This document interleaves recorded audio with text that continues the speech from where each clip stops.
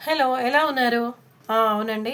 ఇవాళ వీడియో అనేది అప్లోడ్ చేయడం చాలా కష్టమైపోయింది. ఇంటర్నెట్ అనేది ఇక్కడ నాకు చాలా ప్రాబ్లమ్ ఉండింది మార్నింగ్ నుంచి కానియండి.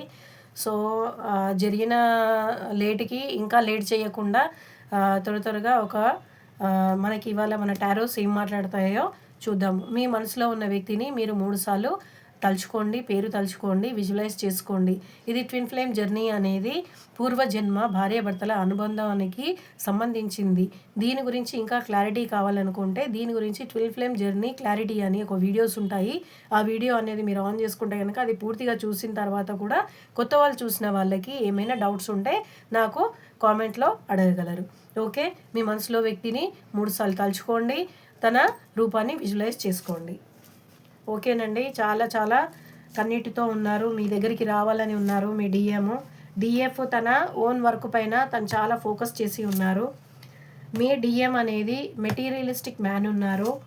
సో రాత్రంతా ఏడ్చారండి. ఓకేనా, మీ గురించి చేసిన ఏదైతే తలంపులు ఉన్నాయో ఇది ఎంతవరకు కరెక్ట్, ఇది ఎంతవరకు తప్పు అని లెక్క వేయడంలోనే ఉన్నారు. డిఎఫ్ అనేది అద్భుతమైన బంగారు తల్లి, అసలు నా కోసమే పుట్టింది, నేను ఆమె కోసం పుట్టాను అనేది చాలా బాధపడుతూ ఉన్నారు. కాకపోతే మీ దగ్గరికి రావాలని తను నైట్ మొత్తం ఏడ్చారండి, కుండపోతగా ఏడ్చారు. ఎవరైతే డిఎం ఉన్నారో వాళ్ళ గురించి చెప్తున్నాను. ఓకేనా, ఇది సింహరాశి వాళ్ళకి చాలా రిజిగ్నేట్ అవుతుందండి. ఇంకా తులారాశి వాళ్ళకి కూడా రిజిగ్నేట్ అవుతుంది. ఇంకా ఇది ఏస్ ఆఫ్ కప్స్ అని ఎందుకు వచ్చాయో, మళ్ళీ ఇంకా ఈ పెంటికల్స్ ఎందుకు వచ్చాయో, కింగ్ ఆఫ్ పెంటికల్స్ అనేది ఎందుకు వచ్చాయి అనేది కూడా మనం కనుక్కుందాము. క్వీన్ ఆఫ్ వాండ్స్ అనేది అయితే క్వీన్ అయితే ఇప్పుడు ఎవరైతే డిఎఫ్ ఉన్నారో డిఎఫ్ తన ఇన్నర్ వర్క్లో ఆమెని పొజిషన్ని చాలా అద్భుతంగా చేసుకున్నారు. డిఎం వైపు తిరిగి చూడడం లేదు కాబట్టి ఆయన రాత్రి మగళ్ళు ఒక్క కుండపోతగా ఏడుస్తున్నారు. ఎందుకంటే మీరు ఆయన పూర్వజన్మ భార్య అని తెలిసిపోయిందనమాట ఆయనకి.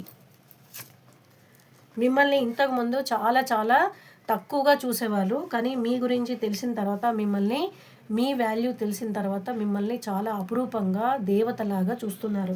ఈ ట్విన్ ఫ్లేమ్ జర్నీలో ఎట్లా ఉంటుందంటే, ఫస్ట్ డిఎంని కలిసినప్పుడు డిఎఫ్కి ఎప్పుడు తన కాళ్ళు ముట్టాలి, తన కాళ్ళు ముట్టుకోవాలి, తన కాళ్ళకి మొక్కాలి అని ఉంటుంది. ఇక్కడ ఏంటంటే పార్వతీ తత్వము. పార్వతి శివయ్యకి ఎప్పుడు కాళ్ళ దగ్గర ఎప్పుడు చాలా ప్రేమగా పూలు సమర్పిస్తూ ఉండేది. ఇదే విధంగా సేమ్ ఈ జర్నీలో కూడా పార్వతీదేవి ఎవరైతే డిఎఫ్ ఉంటారో ఆమె ఎప్పుడు ఫస్ట్ కలిసినప్పుడు ఒక 2-3 ఇయర్స్ డిఎం పాదాల వైపే చూస్తూ ఉంటుంది. పాదాలు అంటే చాలా ఇష్టం ఉంటుంది ఆమెకి. అలాగే ఎప్పుడైతే డిఎఫ్ తన ఇన్నర్ వర్క్లో ఆమె పర్ఫెక్ట్ అయిపోయి తన లైఫ్ తను చూసుకున్నప్పుడు, తను అనేది వైబ్రేషన్ అనేది హై చేసినప్పుడు అప్పుడు డిఎంకి తెలుస్తుంది మీ వాల్యూ అనేది. తెలిసిన తర్వాత తను ఎంత తప్పు చేస్తారు, మీ దగ్గరికి మిమ్మల్ని చిన్న చూపు చూసి ఎంత తప్పు చేశారని ఆయన డైలీ నైట్ ఈ అమావాస్య రాత్రులలో పుణ్యం రాత్రులలో కుండపోతగా ఏడుస్తూనే ఉన్నప్పుడు భగవంతుడు తనకి ఏంజల్స్ ద్వారా ఆన్సర్ ఇస్తారు. ఆమె నీ మనిషి, నువ్వు ఆమెని చేరుకోవాల్సిందే. ఎలాగైతే పార్వతీదేవి తపస్సు చేసి భగవంతుడిని మన శివయ్యని పొందిందో, ఎన్నో 10,000 సంవత్సరాలు తపస్సు చేసి ఆమె భర్తని శివయ్యని ఎలా పొందిందో అలాగే ఆమె కూడా తపస్సు చేసినప్పుడు శివుడు కూడా అలాగే పార్వతీ కోసము తపస్సు చేస్తూ ఉంటాడు. నా భార్య నాకు కావాలి అని ఆయన కూడా కోరుతూ ఉంటాడనమాట. అలాంటిదే ఈ జర్నీ అండి. మీరు దయచేసి తప్పుదారిలో ఆలోచించకండి. ఇది ఎక్స్ట్రా మ్యారేజ్ ఏదైతే ఉంటుందో, భార్యాభర్తలు ఉన్న తర్వాత ఇంకొక అక్రమ సంబంధం అయ్యేది కాదు ఇది. దీంట్లో పెళ్ళి అనేదే మెయిన్ కాదు. పుణ్యకార్యాలు ఎప్పుడైతే ఈ ఆత్మలు కలిసినప్పుడు పుణ్యకార్యాలు చేస్తారో వాళ్ళకి మోక్ష ప్రదానం అనేది జరుగుతుంది.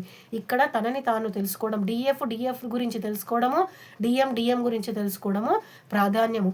ఇద్దరు కలిసేసి ఒక శుభకార్యం చేయడం అనేది ముఖ్యము. దీంట్లో మీకు మోక్షం అనేది ప్రాప్తమవుతుందని ఈ జర్నీ యొక్క ఉద్దేశము. ఓం నమః శివాయ.